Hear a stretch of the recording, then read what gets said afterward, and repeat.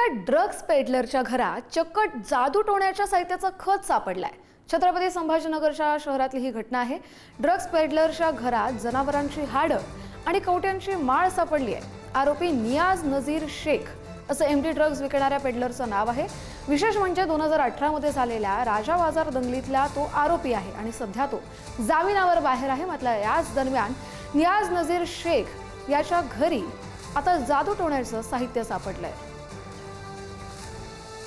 Police आयुक्त sir यांच्या मार्गदर्शनाखाली अँटी नार्कोटिक सेलच्या टीमनं एक चांगली कारवाई केलेली आहे। त्याच्यामध्ये ड्रग्जचं एकूण 12 ग्रॅम एमडी, एक गावठी कट्टा आणि अघोरी विद्येचं वापरलं जाणारं साहित्य हे सर्व गोष्टी मिळून आलेल्या आहेत। तर याच्यामध्ये आरोपींना नामे शेख नियाजुद्दीन शेख नजीर याच्यावर CR नंबर 247/25 NDPS ऍक्ट कलम 8C2122 RMAC 325 आणि महाराष्ट्र अघोरी प्रथा समूळ उच्चाटन अधिनियम कायदा कलम 3 याप्रमाणे कारवाई करण्यात आलेली आहे।